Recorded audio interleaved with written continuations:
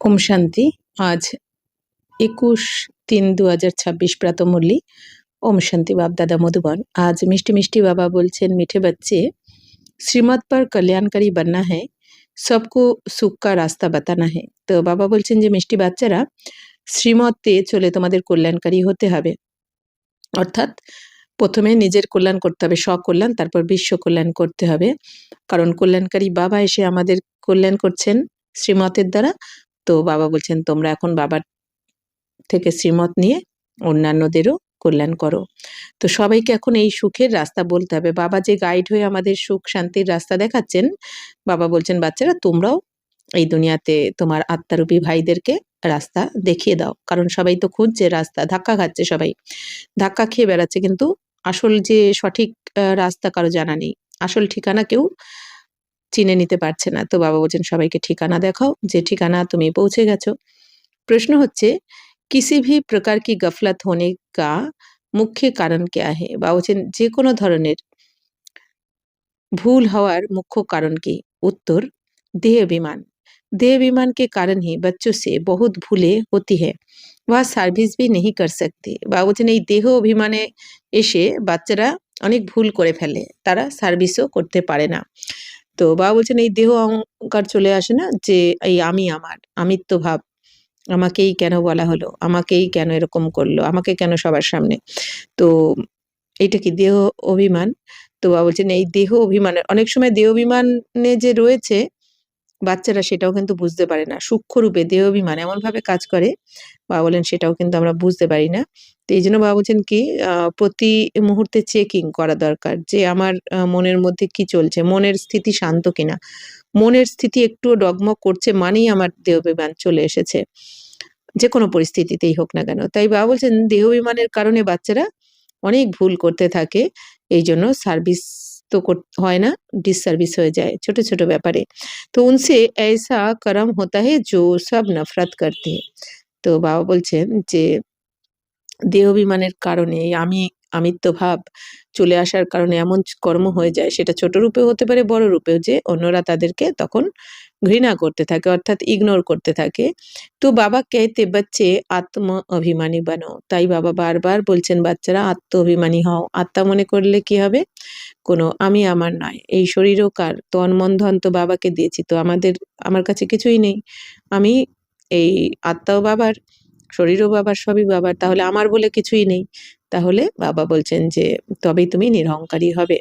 এই জন্য বারবার বাবা বলছেন আত্ম অভিমানী হও, নিজেকে আত্মা মনে করো, যে আমার এটা পার্ট, আমার আত্মার স্বধর্মই কি সুখ শান্তি আনন্দ। তো আমাকে সবাইকে এগুলোই দিতে হবে। তো কই ভি অকর্তব্য নেহি করো। বাবা বলছেন কোনো রকম অকর্তব্য তোমরা করো না। বাচ্চারা করতে হয়, বাবা বলছেন বাবা যেটা শ্রীমত দিচ্ছেন সেই অনুযায়ী চলো।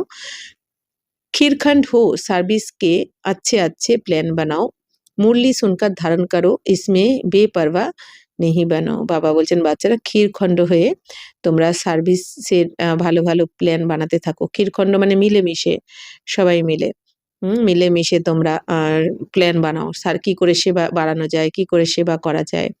তো বাবা বলছেন মুরলি শুনে আগে ধারণ করো। বাবা যে মুরলি রোজ শোনাচ্ছেন এই জ্ঞান মুরলি, তো এই জ্ঞান তো বাবা বলছেন শুনে এক কান দিয়ে শুনে এক কান দিয়ে বার করে দিচ্ছ, মানে ধারণা হয়নি, তোমায় ধারণা মূর্ত হলে না। তো বাবা বলছেন এই ধারণ করতে হবে আগে, মানে জ্ঞানের পয়েন্টগুলোকে নিজের জীবনে অ্যাপ্লাই করতে হবে, স্বরূপ হয়ে যেতে হবে, জ্ঞানের স্বরূপ। তো যখন হতে পারবো তার মানে বুঝতে হবে কি তখন ধারণা হয়েছে।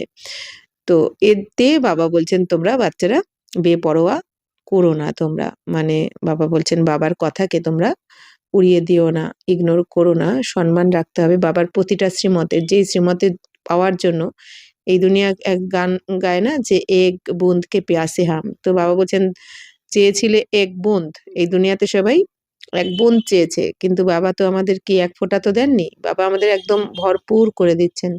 তাহলে বাবা যখন ভরপুর করছেন, বাবা বলছেন বাচ্চারা তোমরা কেন বেপরোয়া হচ্ছ, তোমরা জ্ঞান মুরলি শুনে ধারণ করো নিজের মধ্যে। गीत बजे से छोड़ भी दे आकाश सिंहासन। ओम शांति। रूहानी बच्चों प्रति रूहानी बाप की श्रीमत। अभी हम सब सेंटर्स के बच्चे से बात कर रहे हैं। तो रूहानी बच्चों प्रति माने कि आध्यात्मिक बाच्चादेर, आत्मिक बाच्चादेर प्रति हमारे आत्मिक पिता बाबार श्रीमत। এই শ্রীমত কাদের জন্য? আত্মারূপী বাচ্চাদের জন্য। তো এখন বাবা বলছেন যে আমি সমস্ত সেন্টারের বাচ্চাদের সাথে কথা বলছি। তো अब जो त्रिमूर्ति गोला, झाड़, श्री लक्ष्मी नारायण का चित्र और श्री कृष्ण का चित्र, ये 6 चित्र है मुख्य। তো বাবা বলছেন বাচ্চারা এই যে এখন ত্রিমূর্তির চিত্র ব্রহ্মা, বিষ্ণু, শঙ্কর আর তার উপরে সবার উপরে পরমাত্মা শিব বাবা রচয়িতা, যেখানে দেখানো হয়েছে শিব বাবা এই ৩ জনের রচয়িতা। তারপর গোলার চিত্র, যে গোলার চিত্রের মাধ্যমে আমরা এই সত্য, ত্রেতা, দাপর, কলি যে এই ডান মার্গ আর বাম মার্গ সবাইকে বলে দিই যুগের আয়ু সম্বন্ধে। তারপর ঝাড়ের চিত্র বা বলছেন এই কল্পবৃক্ষের ঝাড়, আর সিঁড়ির চিত্রের মাধ্যমে যেটা আমরা এই দুনিয়ার হিস্ট্রিকে আমরা বলে থাকি, অর্থাৎ ভারতের উত্থান পতন, আর লক্ষ্মীনারায়ণের চিত্র যেটা আমাদের লক্ষ্য, লক্ষ্মীনারায়ণ যেটা আমরা হতে চলেছি, আর শ্রীকৃষ্ণের চিত্র যে শ্রীকৃষ্ণ এখন ভারতের প্রথম রাজকুমার, বা শ্রীকৃষ্ণর আর একটা ছোট চিত্র আছে না যেটা এক পায়ে এই কলিযুগকে লাথি মারছে, আর হাতে কি দেখানো হয়েছে? বিশ্বের গোলা, মানে কি মাখন, বিশ্বরূপী মাখন। তো এই সমস্ত এই 6টা চিত্র বাবা বলছেন যে মুখ্য। ইয়ে জैसे पूरी प्रदर्शनी है, इनमें सब सार आ जाता है। বাবা বলছেন এটা যেন একটা কি সম্পূর্ণ এই 6টা চিত্র রাখা মানে যেন একটা প্রদর্শনী, বলছে এর মধ্যেই সমস্ত জ্ঞানের সার এসে যাচ্ছে। তো जैसे नाटक के पर्दे बनाए जाते हैं অ্যাডভার্টাইজ কে লিয়ে, বা বলছেন নাটকের পর্দা যেমন বানানো হয় না অ্যাডভার্টাইজ করার জন্য, সিনেমা নাটকের আগে এই যে রাস্তাঘাটে ব্যানার বা অ্যাডভার্টাইজ করা হয়, তো वह कभी बरसात आदि में खराब नहीं होते। তো সেই ব্যানার বা অ্যাডভার্টাইজ গুলো যেমন বৃষ্টি পড়লে নষ্ট হয় না, ऐसे ये मुख्य चित्र बनाने चाहिए। সেরকমই বাবা বলছেন এই মুখ্য চিত্র তোমাদের এই 6টা চিত্র বানানো উচিত। বাবা আজকে শ্রীমত দিচ্ছেন। তো बच्चों को श्रीमत मिलती है रूहानी सर्विस बढ़ाने लिए, ভারতবাসী মনুষ্য কা কল্যাণ করনে কে লিয়ে। তো বাবা বলছেন যে বাচ্চাদের এখন বাচ্চারা শ্রীমত পাচ্ছে যে এই রুহানি সার্ভিস বাড়ানোর জন্য, আত্মিক সার্ভিস বাড়ানোর জন্য বাবা আমাদের শ্রীমত দিচ্ছেন যাতে ভারতবাসী মানুষের কল্যাণ হয়। তো গাতে ভি হে কল্যাণকারী বেহাদ কা বাপ হে, তো জরুর কোই অকল্যাণকারী ভি হোগা। বাবা বলছেন যে কল্যাণকারী অসীম জগতের বাবা যখন আছেন তাহলে অবশ্যই অকল্যাণকারীও তো কেউ রয়েছে, মানে কি বাবা যেমন কল্যাণ করছেন তাহলে অকল্যাণও কে করেছে? আমাদের রাবণ করেছে। জিস কারণ বাপকো আকার ফির কল্যাণ করনা পড়তা হ্যায়, যে কারণে আমাদের অকল্যাণ হয়েছে বলেই বাবাকে এসে কল্যাণ করতে হয়। যদি অকল্যাণ নাই হতো তাহলে তো কল্যাণকারী বাবার আসার দরকার হতো না।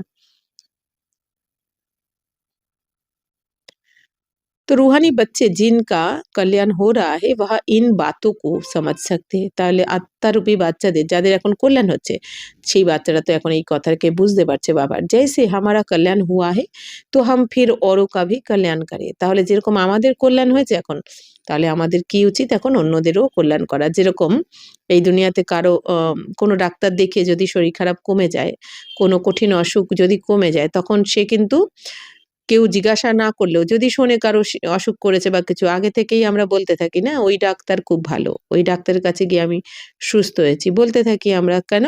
যাতে তার কল্যাণ হয়, সেও যাতে ওই ডাক্তারের কাছে গিয়ে সুস্থ হয়ে যায়, এই ধরনের আমরা বলে থাকি। বা কেউ কোনো কোথাও গিয়ে দোকানে গিয়ে কোনো একটা ভালো জিনিস কম দামে পেয়ে গেলেও তো বলে যে ওই দোকানে এই জিনিসটা ভালো, বলতে থাকে। তো সেরকমই বাবা বলছেন তাহলে এখন প্রত্যেক আত্মারা, সেটা তো শরীরের জন্য কল্যাণ করা, আর এখন প্রত্যেক আত্মারা দুঃখী, তাহলে আমরাও জানি প্রত্যেক আত্মারা খুঁজে বেড়াচ্ছে, তো আমরা পেয়ে গেছি সেই সুখ শান্তির ঠিকানা। তাহলে আমাদের এখন প্রত্যেক আত্মারূপী ভাইদের বলা উচিত যে এই কল্যাণ করা উচিত, মানে বাবার পরিচয় দেওয়া উচিত। তো जैसे बाप को भी চিন্তন চলতা হে কি कैसे কল্যাণ করে, তো তাহলে বাবারও যেমন চিন্তন চলতে থাকে যে কিভাবে কল্যাণ করা যায়। তো युक्तियां बता रहे हैं, তো বাবা নানা রকম যুক্তি আমাদের রোজ শেখান।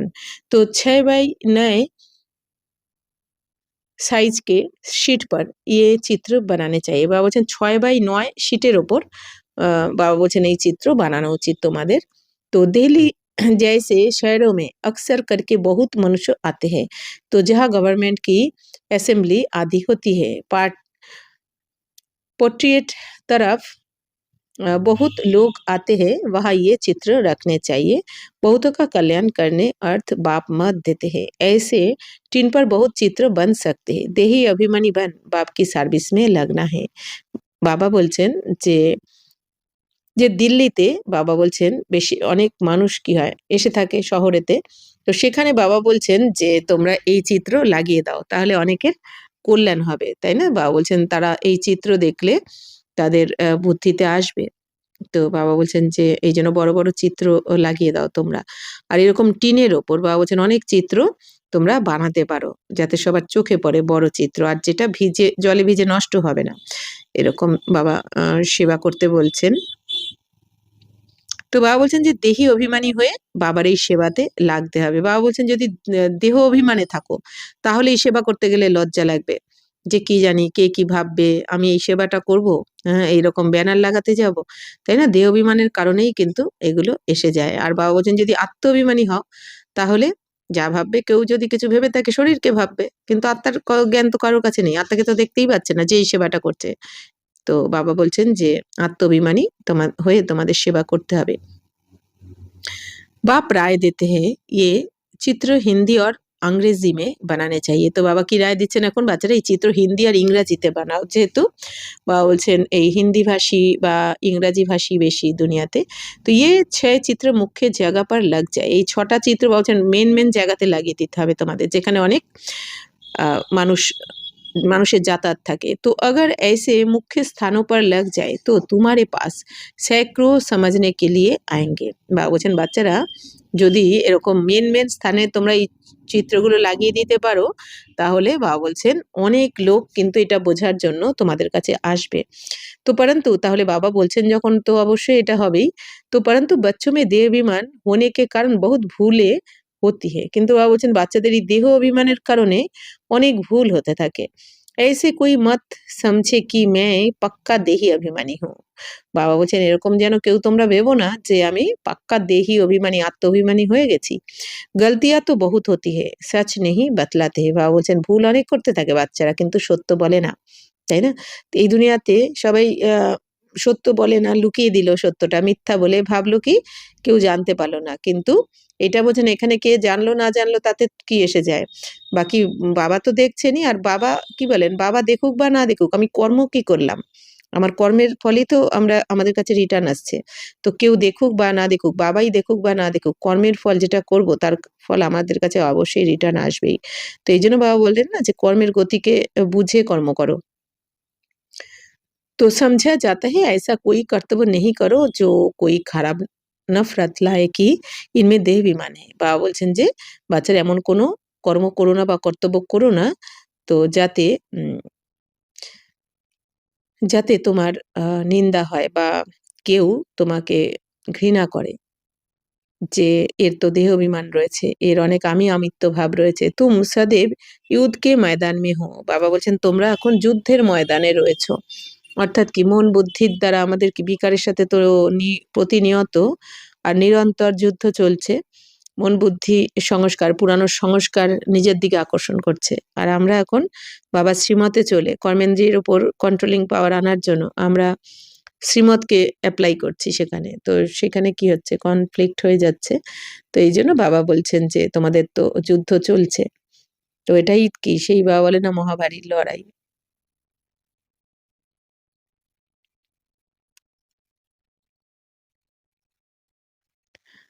तुम सदैव युद्ध के मैदान में हो और जगह तो 10-20 वर्ष तक युद्ध चलती है, तुम्हारी माया से अंत तक যুদ্ধ চলনি है। বাবা বলছেন দেখো বাচ্চারা অন্য জায়গায় তো 10-20 বছর যুদ্ধ চলে, কিন্তু তোমাদের এই মায়ার সাথে যুদ্ধ চলবে একদম অন্তিম অবধি। অর্থাৎ আমাদের এই যে এখন কার্মিক এখন চুক্ত করতে করতেই তো আমরা অন্তিমে পৌঁছাচ্ছি। তাহলে বাবা বলছেন অন্তিম অবধি তোমার এই যুদ্ধ চলবে। অর্থাৎ কি কার্মিক এখন যতক্ষণ না আমার চুক্ত হচ্ছে প্রত্যেক আত্মার সাথে, প্রকৃতির সাথে, আত্মার সাথে, সবার সাথে আমার যতক্ষণ না কার্মিক অ্যাকাউন্ট যুক্ত হচ্ছে ততক্ষণ কিন্তু আমার মন বুদ্ধির সাথে এই যুদ্ধ চলতে থাকবে। কিন্তু বাবা কি বলেন, কর্মভোগের ওপর তোমার জয় কিন্তু হতে হবে কর্মযোগের। তাহলে যোগ এতটাই থাকা উচিত যাতে আমার কর্মভোগের কাছে কর্মযোগ জিতে যাবে, বিজয় প্রাপ্ত করবে।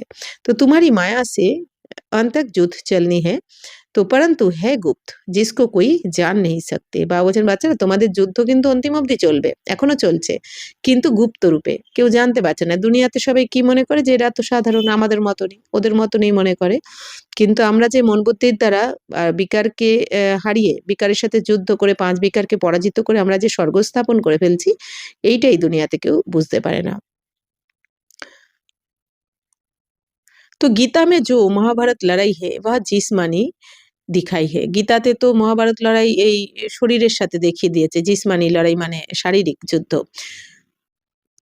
परंतु ये है रूहानी रूहानी युद्ध है पांडवों की वह जिस्मानी युद्ध है जो परमपिता परमात्मा से भी प्रीत बुद्धि है तुम ब्राह्मण कुलभूषणों की है प्रीत बुद्धि तुमने और संगतोर एक बाप के संग जोड़ी है बहुत बार देह विमान आने कारण ভুল जाते हैं फिर अपना ही पद भ्रष्ट कर लेते বাবা বলছেন বাচ্চারা এই দুনিয়াতে যেটা দেখিয়েছে এই গীতাতে মহাভারতের লড়াই দেখিয়েছে কি শরীরের যুদ্ধ দৈহিক যুদ্ধ কিন্তু বাবা বলছেন আসলে এই মহাভারতের যুদ্ধ মানে যে তোমাদের রুহানি যুদ্ধ তাই না বাবা বলছেন এই যে মহা পরিবর্তন করে দিচ্ছি আমরা গুপ্তভাবে বিকারের সাথে মন বুদ্ধির দ্বারা যুদ্ধ করে মনে মনে এই যে আমাদের কর্মেন্দ্রিয়ের উপর কন্ট্রোলিং পাওয়ার নিয়ে আসছি বাবা বলছেন কন্ট্রোলিং পাওয়ার রুলিং পাওয়ার যে তোমরা নিয়ে আসছো 5 বিকারকে এখন পরাজিত করছো আর এইটাই হচ্ছে কি তোমাদের মহাভারতের যুদ্ধ অর্থাৎ কি মহা পরিবর্তন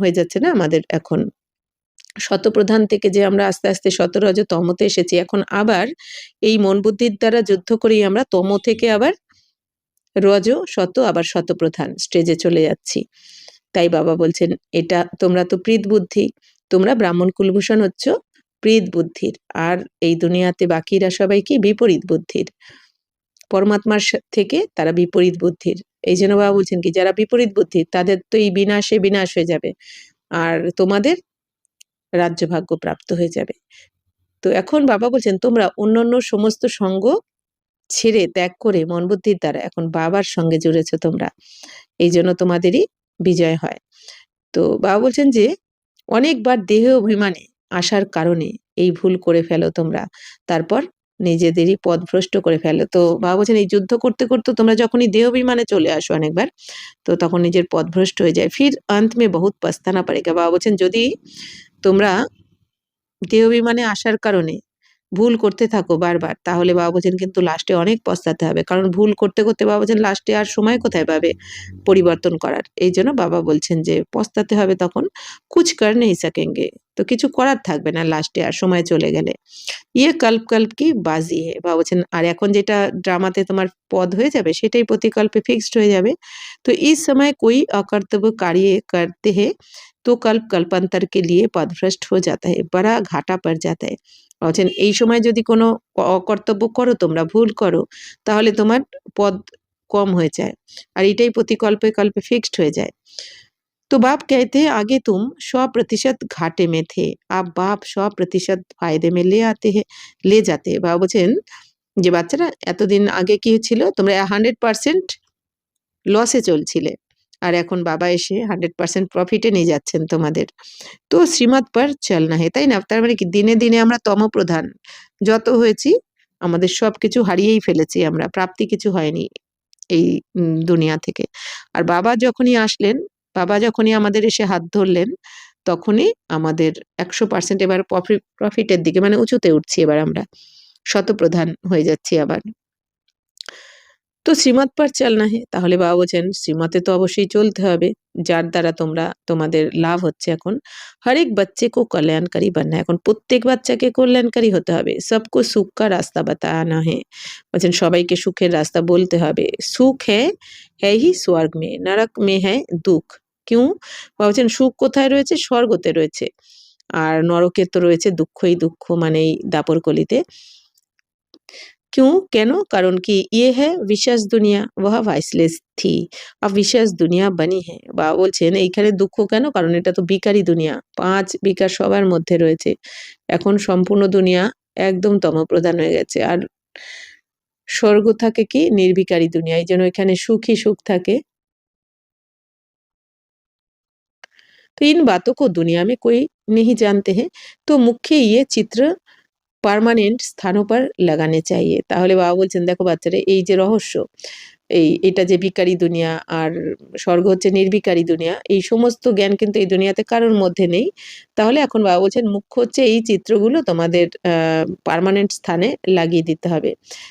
যেখান থেকে অনেক মানুষ যাতায়াত করে। তো पहला नंबर दिल्ली मुख्य, सेकंड बॉम्बे और कोलकाता कोई को অর্ডার দেনে সে শিট पर बना सकते हैं। বাবা বলছেন বাচ্চারা প্রথম নম্বরে তো দিল্লিতে, তারপর সেকেন্ড নম্বরে বম্বে আর তারপরে কলকাতাতে। তো বাবা রায় দিয়ে দিচ্ছেন কোথায় কোথায়, কারণ এইসব জায়গাতে অনেক বেশি লোকজন যাতায়াত করে।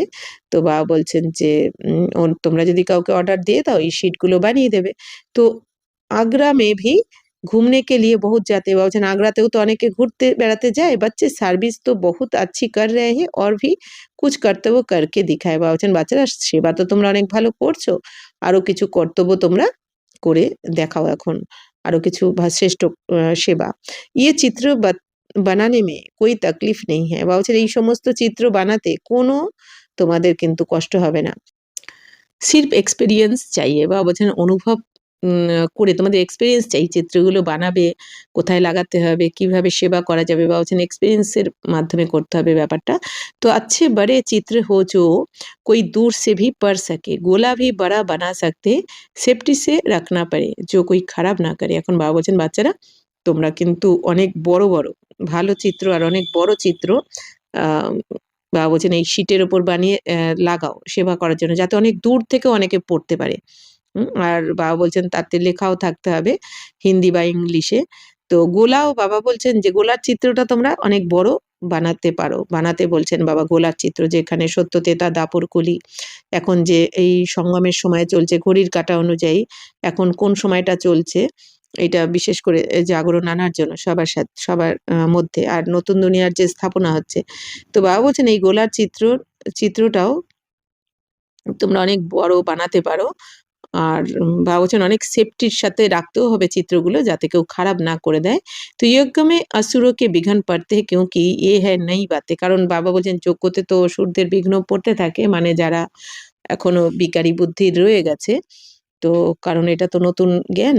তো ये दुकान निकल बैठे हैं, आखिर में सब समझ जाएंगे कि हम उतरते आए हैं, जरूर कुछ খামি হ্যাঁ।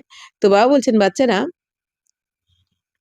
লাস্টে সবাই বুঝবে যে আমরা আস্তে আস্তে নিচে নেমে গেছি, যে আমাদের মধ্যে তার মানে নিশ্চয়ই কিছু না কিছু ভুল ভ্রান্তি রয়েছে, তবেই তো নিচে নেমে গেছি। আস্তে আস্তে সবাই বুঝবে।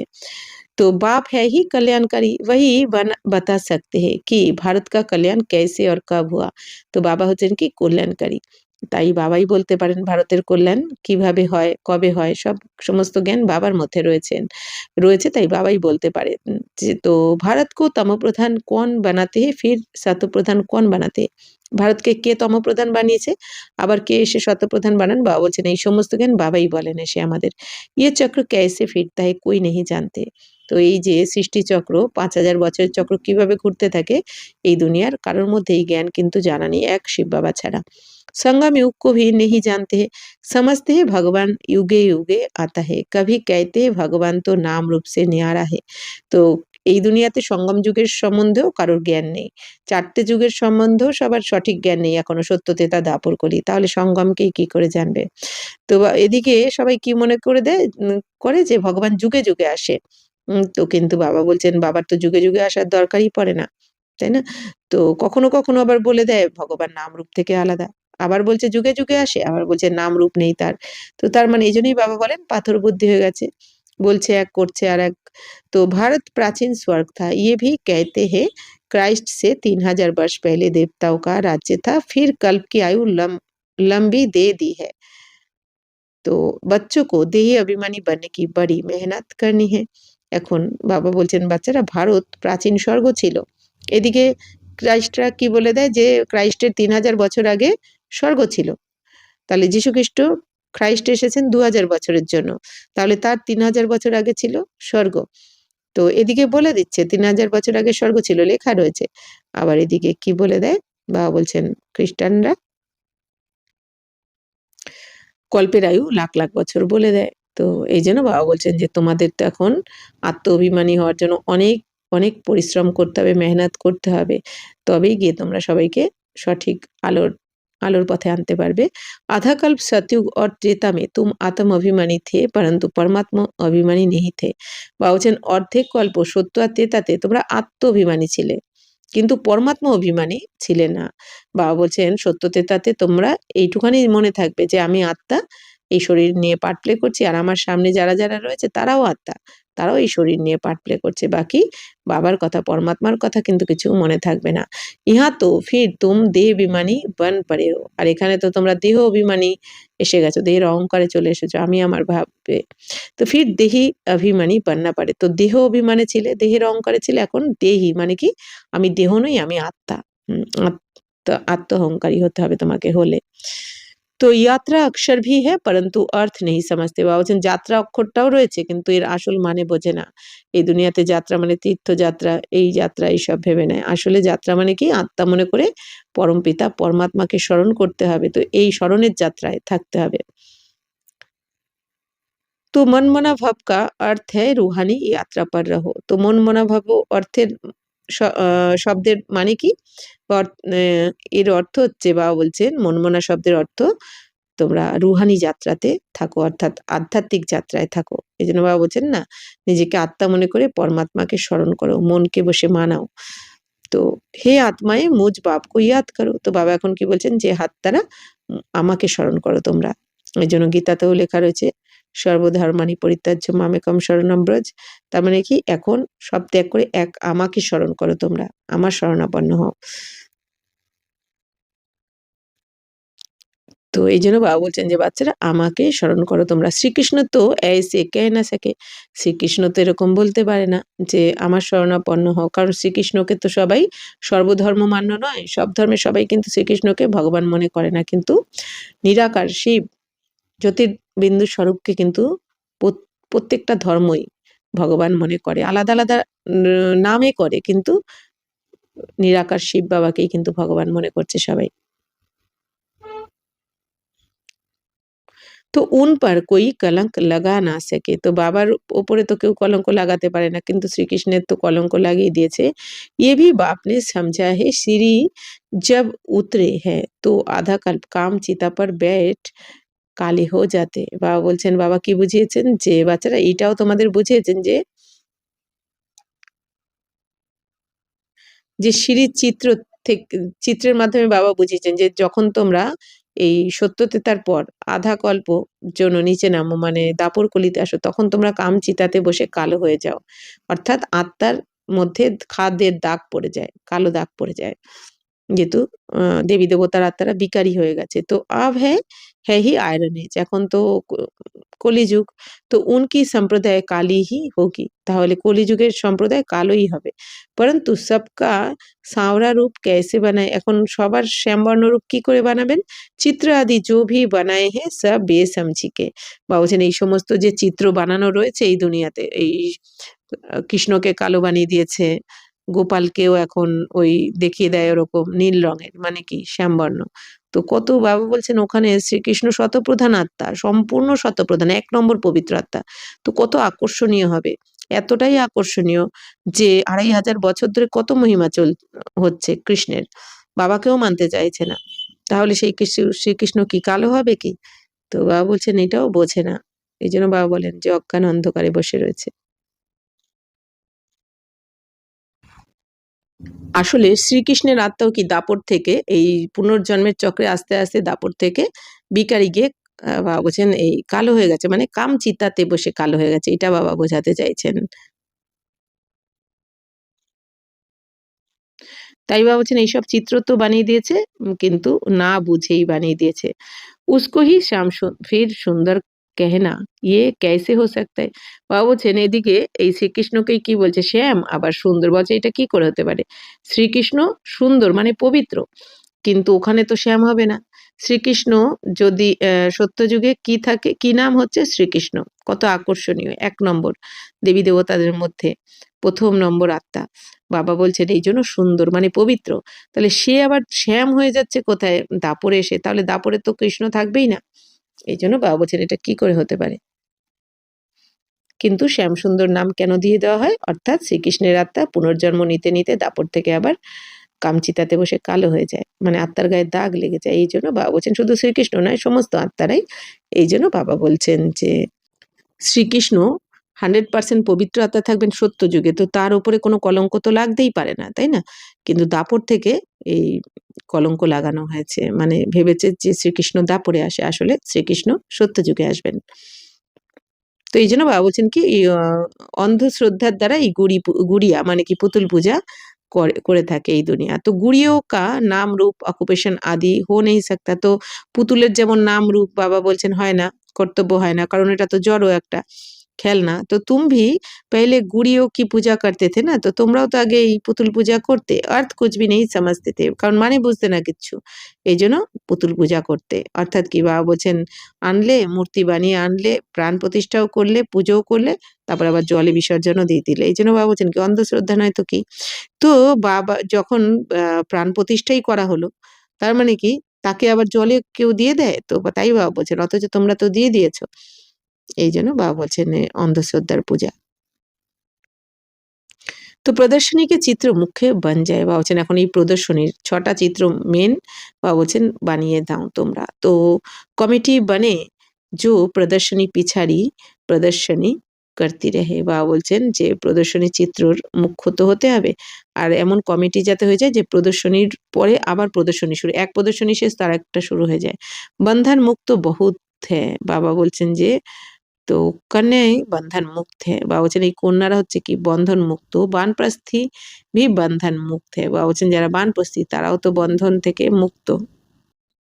অর্থাৎ বাবা বলছেন যে গৃহস্থী যারা তারা যতটা বন্ধনে থাকে ফ্যামিলির, বাবা বলছেন যারা কন্যা তাদের এতটা বন্ধন থাকে না, বা যারা বানপ্রস্থি মানে বৃদ্ধ, বাবা বলছেন তাদেরও কিন্তু এত বন্ধন থাকে না, যারা রিটায়ার্ড বা কিছু। তাই বাবা বলছেন তারা এই সেবাটা ভালো করতে পারে। তো বাচ্চোকে ডাইরেকশন আমল মে লানা চাইয়ে, তাহলে বাবা বলছেন বাবার এই ডাইরেকশন তোমাদের এখন মেনে চলা উচিত, প্র্যাকটিক্যালে আনা উচিত। তো ইয়ে হ্যাঁ গুপ্ত পাণ্ডব, বাবা বলছেন এরা তো সবাই তোমরা কি গুপ্ত পাণ্ডব। তো कोई को भी पहचान में नहीं आ सकते, बाप भी गुप्त জ্ঞান भी गुप्त। তো বাবা বলছেন বাচ্চারা তোমরা তো পাণ্ডবরা গুপ্তভাবে সেবা করছো, অর্থাৎ তোমরা আত্মারূপী পাণ্ডবরা। বাবা বলছেন এই বাবাও গুপ্ত, তোমাদের জ্ঞানও গুপ্ত। वहाँ मनुष्य मनुष्य को ज्ञान देते, ইহা পরমাত্মা বাপ জ্ঞান দেতে আত্মাও কো। বাবা বলছেন এই দুনিয়াতে মানুষ মানুষকে জ্ঞান শোনায়, আর এখানে পরমপিতা পরমাত্মা এসে তোমরা আত্মারূপী বাচ্চাদেরকে জ্ঞান শোনাচ্ছেন। तो और এই জ্ঞানের দ্বারা সদ্গতিও করছেন। परंतु ये नहीं समझते कि आत्मा ज्ञान लेती है क्योंकि वह आत्मा को निर्लेप कह देते। বলছেন কিন্তু এই দুনিয়াতে এটাও বোঝে না যে আত্মাই কিন্তু এই জ্ঞানটা নিচ্ছে, কারণ তারা আত্মাকে নির্লেপ মনে করে। এই দুনিয়া বাবা বলছেন আত্মাকে নির্লেপ মানে কি, তারা মনে করে আত্মার গায়ে কোনো পাপের লেপ ছেপ লাগে না। তো বাস্তব মে আত্মা হি সব কুছ করতি है, কিন্তু বাবা বলছেন কি বাস্তবে তো আত্মাই সবকিছু করছে এই শরীরের দ্বারা। পুনর্জন্ম আত্মা লেতি হে কর্মকে অনুসার, তো বাবা বলছেন আত্মাই যে বারবার পুনর্জন্মে আসে এইটাও তার কর্ম অনুযায়ী কিন্তু হচ্ছে। तो बाप ये सब पॉइंट्स अच्छी रीति बुद्धि में डालते हैं, सब सेंटर्स में नंबरवार देही अभिमानी है। বাবা এখন বলছেন বাচ্চারা যে প্রত্যেক সেন্টারে নাম্বার অনুযায়ী দেহি অভিমানী, সবাই এখনো হয়নি আত্মাভিমানী। जो अच्छी रीति समझते और फिर समझाते हैं, তো বাবা বলছেন যে নাম্বার অনুযায়ী রয়েছে সেন্টারে আত্মাভিমানী, তো তারা আবার কি ভালো করে নিজেরাও বোঝে অন্যদেরকেও বোঝায়। তো দেহ অভিমানী না কুছ সমঝতে না সমঝা सकते, আর যারা দেহ অভিমানে রয়েছে তারা নিজেরা বুঝবেও না আর বোঝাতেও পারবে না, তাই না? দেহের অহংকারে রয়েছে, সবসময় কিছু একটা চাই, কিছু না কিছু, কেন আমার নাম মান শান যাই, অনেক কিছু অহংকারে এসে যায়। তো मैं कुछ समझती नहीं हूँ ये भी দেহ অভিমান है, যদি কেউ মনে করে এটা বলে দেয় যে আমি তো কিছুই বুঝি না, ভাবছেন এটাও তো দেহ অভিমান, কারণ তুমি তো দেহকে মনে করেই বলছো কথাটা। তো আরে তুম তো আত্মা হো, বাপ আত্মাও কো बैठ समझाते हैं, তো এখন বাবা বলছেন বাচ্চারা তোমরা তো আত্মা, তো এই জন্য বাবা তোমাদের আত্মাদেরকেই বোঝাচ্ছেন। তো বাবা বলছেন বাচ্চারা এই জ্ঞান হচ্ছে আধ্যাত্মিক জ্ঞান, মানে এই পড়াশোনা হচ্ছে আত্মার পড়াশোনা, আর পড়াচ্ছেন যিনি তিনিও কি পরমপিতা পরমাত্মা। এই জন্য আত্মা মনে করে এই জ্ঞান শুনলে তবেই এই জ্ঞান বোঝা যাবে, আর দেহ অভিমানে এসে শুনলে বাবা বলছেন তখন এই জ্ঞান বুদ্ধিতে বসবে না। তাই বাবা বলছেন যে আমি কিছুই বুঝি না। তার মানে কি সেটা দেহ অভিমানে এসেই তো বলছো। তো বাবা এসে কাদের পড়ান? আত্মাদেরকে বোঝাচ্ছেন বা পড়াচ্ছেন। তো দিমাগ হি খুল জানা চাইয়ে। তো বাবা বলছেন তোমাদের এখন এই বুদ্ধি খুলে যাওয়া উচিত। তো তকদির মে নেহি হ্যাঁ তো খুলতা হি নেহি। তো বাবা বলছেন যদি ভাগ্যে না থাকে তখন তার বুদ্ধিও খোলে না, অর্থাৎ বুদ্ধিতে বসে না। তো বাপ তদবির করাতে हैं परंतु तकदीर में नहीं है तो पुरुषार्थ भी नहीं करते। বাবা বলছেন বাবা এসে তো পুরুষার্থ করাচ্ছেন তোমাদের, কিন্তু ভাগ্যে না থাকলে সে পুরুষার্থ করতে পারে না বা করে না। है बहुत सहज अल्फ और बेसमझना বেহাত কে বাপ সে বর্ষা মিলতা है। বাবা বলছেন এমনিতে তো খুবই সহজ, কারণ কি বাবা বলছেন বাবা তো কোনো পরিশ্রম দেন না, খালি এখানে আলফ আর বে মানে আলফ মানে কি আল্লাহ, শিব বাবা, বাবাকে স্মরণ করতে হবে আর স্বর্গকে স্মরণ করতে হবে, 84 জন্মের চক্রকে স্মরণ করতে হবে। তো কত সহজ, খালি একটু মনে করতে হবে, ভাবতে হবে যে আমি কি ছিলাম আর কি আছি, আর কিছু না। মন বুদ্ধিতে নেগেটিভকে সরিয়ে এই পজিটিভ জ্ঞানের চিন্তন করতে হবে। তাই বাবা বলছেন সহজ সহজ, কিন্তু বুদ্ধিতে আসে না। তাও তো বেহাতকে বাপসে বর্ষা মিল। বা বলছেন অসীম জগতের বাবার থেকে তোমরা উত্তরাধিকার পাচ্ছ। তুম ভারতবাসী সব গড গডেস থে। বা বলছেন তোমরা ভারতবাসীরাই তো দেবদেবী ছিলে, প্রজা ভি ऐसी थी, প্রজারাও দেবী দেবতাই ছিল। ইস সময় পতিত বান পড়ে, এখন তো সবাই এই দেবী দেবতারা পতিত হয়ে গেছে। তো কিতনা समझाया जाता है, तो কত বোঝাচ্ছেন বাবা আমাদের। তো আপনি को आत्मा समझ बाप को याद करो। বাপ कहते हैं बच्चे हमने तुमको गॉड गॉडेस बनाया। বাবা বলছেন বাচ্চারা আমি তোমাদের দেবী দেবতা বানাই প্রতিকল্পে এসে, তো এখন আত্মা মনে করে শুধু বাবাকে স্মরণ করো, আমার স্মরণে চলে আসো তোমরা। তো তুম আপ কেয়া বান গেও। বাবা বলছেন আমি তোমাদের প্রতিকল্পে দেবী দেবতা বানিয়ে যাই, আর এখন দেখো তোমাদের কি অবস্থা হয়েছে, হীরা তুল্য থেকে কড়ি তুল্য হয়ে গেছে। আমি তো তোমাদের হীরা বানিয়ে দিয়ে যাই, আর কড়িকে বানায় তোমাদের রাবণ। তো ইয়ে হ্যাঁ কুম্ভী পার্ক নরক। বাবা বলছেন এটা সম্পূর্ণ ঘোরতর নরক এখন। विषय बैतरणी नदी में मनुष्य जानवर पंछी आदि सब एक समान दिखाते हैं। বাবা বলছেন বিষয় বৈতরণী নদীতে কি দেখিয়ে দেয়? মানুষ জানোয়ার, বাবা বলছেন সব যেন এক সমান দেখিয়ে দেওয়া হয়। তো ইহা তো মানুষের হি খারাপ হতে পারে, আর এইখানে কি মানুষ তো আরও খারাপ হয়ে গেছে। এই জন্য বলেন না জানোয়ারের থেকেও অধম। বাবা বলছেন তো মনুষ্য মে ক্রোধ ভি কিতনা হে। বাবা বলছেন মানুষের মধ্যে ক্রোধও কত, একজন আরেকজনকে বাবা বলছেন এখানে তো মেরেও ফেলে, খুনও করে ফেলে, তো সম্পূর্ণ শেষ করে দেয়।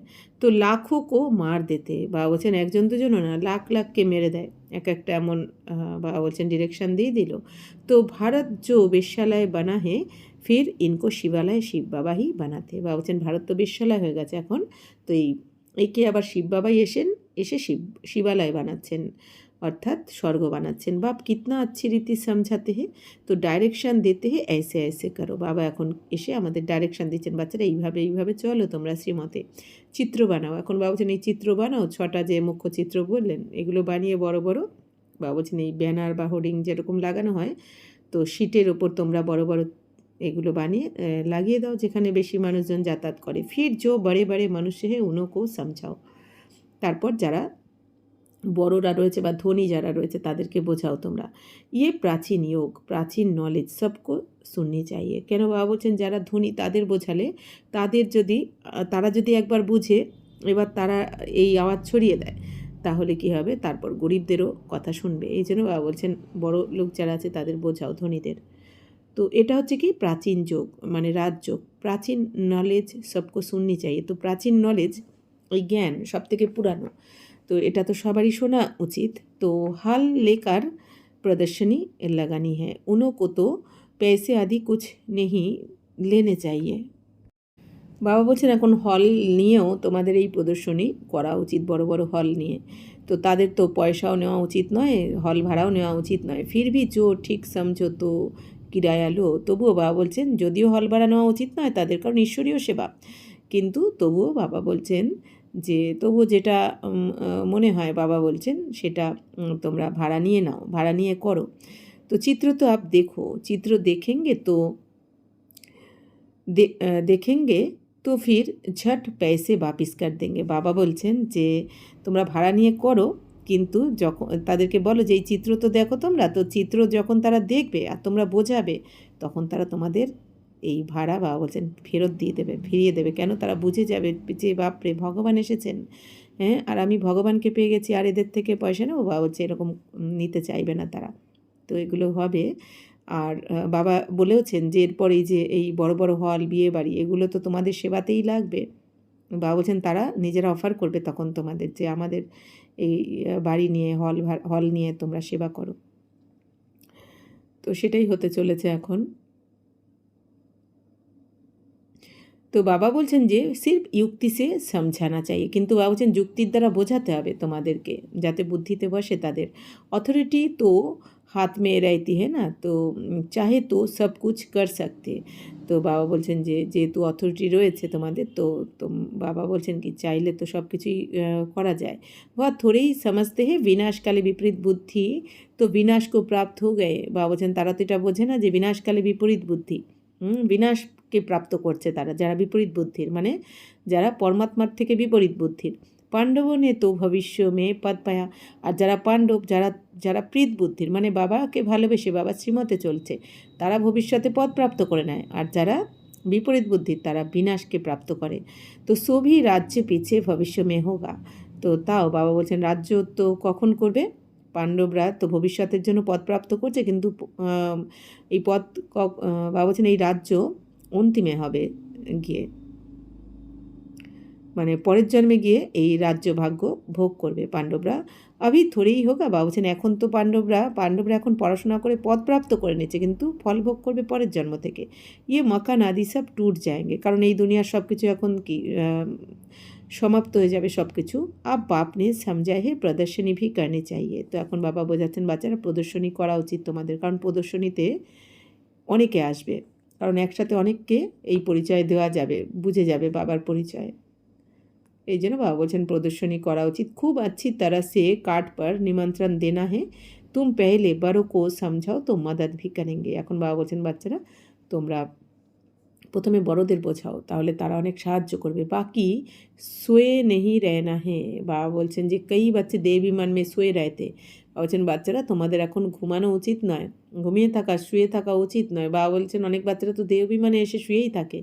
কমিটি বানায় ক্ষীরখণ্ড হো প্ল্যান বানানা চাইয়ে। বাবা বলছেন এখন তোমাদের ক্ষীরখণ্ড হয়ে কমিটি বানিয়ে সংগঠনের এই ব্রাহ্মণ পরিবার, বাবা বলছেন একসাথে হয়ে মিলেমিশে প্ল্যান বানিয়ে সেবা করা উচিত। বাকি মুরলি নেই পড়েঙ্গে তো ধারণা कैसे होगी, বাকি মুরলিও পড়তে হবে, কারণ মুরলি না পড়লে কিন্তু এই জ্ঞানের ধারণা হবে না, কারণ মুরলির মাধ্যমেই বাবা আমাদের সাথে কথা বলেন, আমাদের কিভাবে চলতে হবে, বলতে হবে, করতে হবে সব কিছু। তো এই মুরলি না পড়লে সেই অনুযায়ী চলতে পারবো না, আর আমাদের সেই দিব্যগুণের ধারণাও কিন্তু হবে না। তো ऐसे बहुत বেপরোয়া হ্যাঁ। তো বাবা বলছেন এরকম অনেক বেপরোয়া বাচ্চারা রয়েছে, যারা পরোয়া করছে না মুরলির, কিন্তু বুঝতে পারছে না যে কী হারিয়ে ফেলছে তারা। अच्छा मीठे मीठे सिकी लदे बच्चों प्रति माता पिता बाप दादा का याद प्यार और गुड मॉर्निंग। रूहानी बाप की रूहानी बच्चों को नमस्ते। हम रूहानी बच्चों की रूहानी बाप दादा को पदम गुना नमस्ते नमस्ते नमस्ते। थैंक यू बाबा, शुक्रिया। धारणा के लिए मुख्य सार, देही अभिमानी बनकर सर्विस की भिन्न भिन्न युक्तियाँ निकलनी है, आपस में खीरखंड होकर सर्विस करनी है। जैसे बाप कल्याणकारी है ऐसे कल्याणकारी बनना है। বাবা বলছেন বাচ্চারা আত্মঅভিমানী হয়ে তোমাদের সার্ভিসের বিভিন্ন ধরনের যুক্তি বার করতে হবে, মানে আত্মঅভিমানী হয়ে। বাবা বলছেন নিজেদের মধ্যে ক্ষীরখণ্ড হয়ে, মানে মিলেমিশে সার্ভিস করা উচিত তোমাদের। তো যেরকম বাবা কল্যাণকারী তোমাদের ওরকম কল্যাণকারী হতে হবে। प्रीत बुद्धि बन और संग तोड़ एक संग जोड़ना है, कोई ऐसा कर्तव्य नहीं करना है जो कल्प कल्पांतर के लिए नुकसान हो जाए। বাবা বলছেন বাচ্চারা প্রীত বুদ্ধি হয়ে তোমাদের সমস্ত অসৎসঙ্গ এখন ত্যাগ করেই সৎসঙ্গর সাথে, মানে এক বাবার সঙ্গে জুড়তে হবে, কারণ এক সত্যের সঙ্গ মানে কি বাবার সঙ্গে থাকতে হবে, বাবাকে সর্বসম্বন্ধ বাবার সাথে করতে হবে। তো এমন কোনো অকর্তব্য করো না যাতে কল্পান্তরের জন্য তোমার ক্ষতি হয়ে যায়, কারণ বাবা যেন কোনো ভুল কর্ম করলে সেটা তোমার ফিক্স হয়ে যাবে পদ। তাহলে वरदान बेहद की वैराग वृत्ति द्वारा नष्ट महा स्मृति स्वरूप बनने वाले अचल अडुल भव। जो सदा बेहद की वैराग वृत्ति में रहते हैं वह कभी किसी भी दृश्य को देख घबराते व हिलते नहीं, सदा अचल अडुल रहते हैं, क्योंकि बेहद की वैराग वृत्ति से नष्ट महा स्मृति स्वरूप बन जाते हैं। বাবা বলছেন যে সব বেহাদের বৈরাগ্য বৃত্তিতে থাকবে যে বাচ্চা, সে কখনো কোনো দৃশ্য দেখেই কিন্তু ঘাবড়াবে না, তার স্থিতি টলমল করবে না, হিলবে না। তো সে সবসময় অচল অটল থাকবে, মানে কি তার স্থিতি সবসময় একরস থাকবে। কারণ অসীম জগতের বৈরাগ্য বৃত্তির দ্বারাই নষ্ট মহা স্মৃতিস্বরূপ হয়ে যায়। অর্থাৎ বাবা বলছেন যার মধ্যে অসীম জগতের বৈরাগ্য বৃত্তি এসে যাবে। অসীম জগতের বৈরাগ্য বৃত্তি মানে কি, আমি তো আত্মা, তো যা কিছু এই দুনিয়াতে আমাদের প্রয়োজন শরীরের জন্য, তাহলে এখন আমি তো শরীর নই, আত্মা, আত্মার তো কিছুই লাগে না। তো আত্মা একমাত্র পরমাত্ম প্রেম আর এই যে পরমাত্ম জ্ঞান পেয়েই তো আত্মা ভরপুর হয়ে যায়। তাহলে এই দুনিয়ার কোনো কিছুর প্রতি এখন আমার কোনো ইচ্ছা নেই, কিচ্ছু চাই না।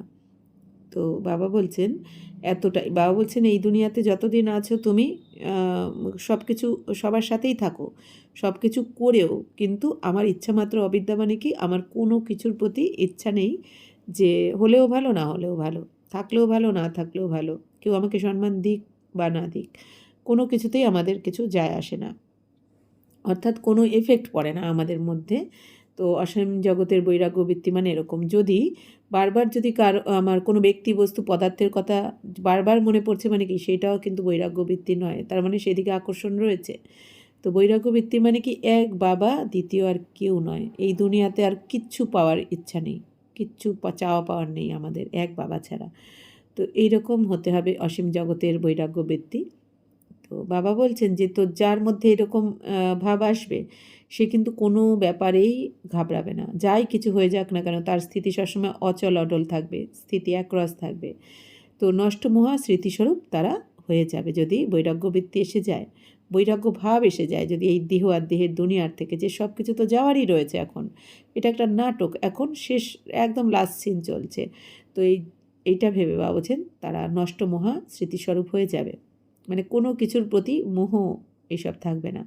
तो अगर थोड़ा बहुत कुछ देखकर अंश मात्र भी हलचल होती है तो मोह उत्पन्न होता है, तो अंगद के समान अचल अडल नहीं कहेंगे। बाबा বলছেন যদি একটুও কোনো কিছু দেখে ছোটোখাটো যদি কিছু দেখে অংশ মাত্রও যদি হালচাল আসে, মানে মনের স্থিতি টলমল করছে একটুও, বাবা বলছেন যদি মোহ উৎপন্ন হয়ে যায় কোনো ব্যক্তি বস্তুর বা কোনো কিছুর প্রতি বা বৈভবের প্রতিও, তাহলেও কিন্তু অঙ্গদের সমান অচল অডল বলা হবে না। যেমন অঙ্গদকে দেখানো হয়েছে যে রাবণের রাবণের মহলে গিয়ে কি করেছে অঙ্গদ, পা রেখে বলেছে আমার পাকে নাড়ালে তাহলে সীতা তোমাদের।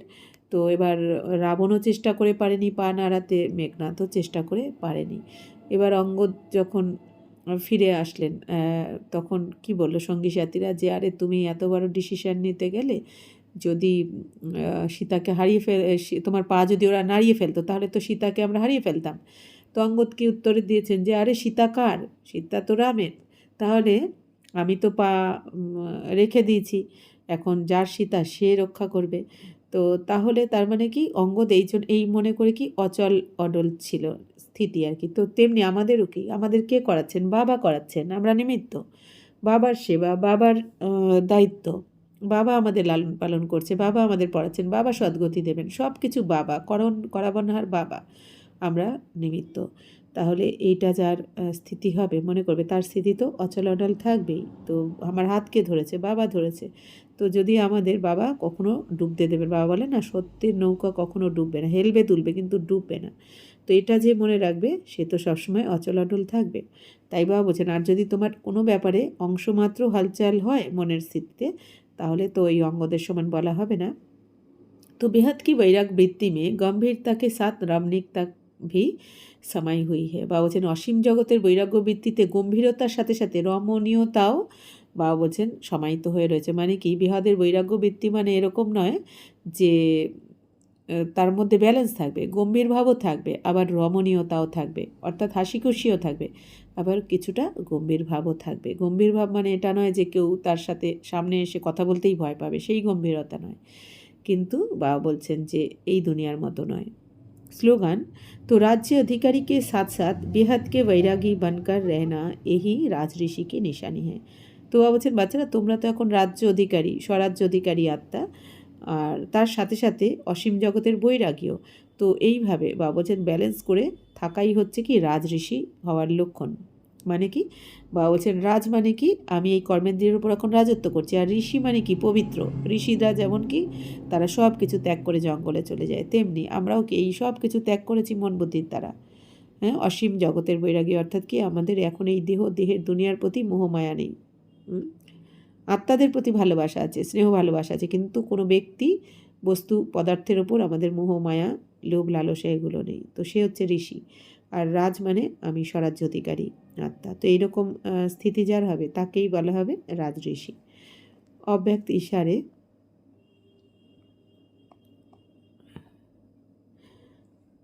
तो निश्चय के फाउंडेशन को मजबूत कर सदा निर्भय और निश्चिंत रहो। व्यर्थ संकल्प व संशय की मार्जिन होते हुए भी समर्थ संकल्प चले कि सदा बाप रक्षक है, कल्याणकारी है।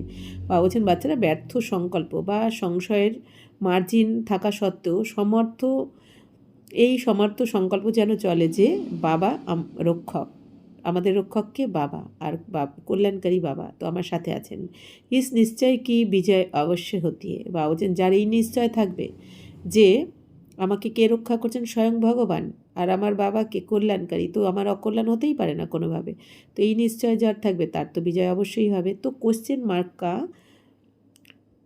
টেরা রাস্তা না লে সদা কল্যাণ কি বিন্দি লাগাও। তো এখন বাবা বলছেন বাচ্চারা কোশ্চেন মার্কের এখন এই বাঁকা রাস্তা ধরো না তোমরা,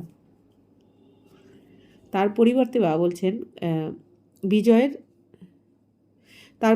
বলছেন কল্যাণের বিন্দু তোমরা লাগিয়ে দাও।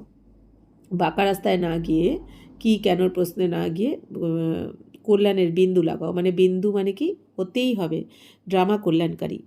তো ফুল স্টপ। তো इसी विधि से हर बात सहज भी होगी और सिद्धि भी प्राप्त होगी। তো আমার জন্য কোনো কিছু খারাপ হতেই পারে না। ড্রামা কল্যাণকারী, বাবা কল্যাণকারী, আর সঙ্গম যুগ কল্যাণকারী। এই জন্য বাবা বলছেন যে তো এই বিন্দু যদি লাগিয়ে দাও তুমি এই বিধির দ্বারা, বাবা বলছেন তুমি সিদ্ধিপ্রাপ্ত করতে পারবে। ওম শান্তি।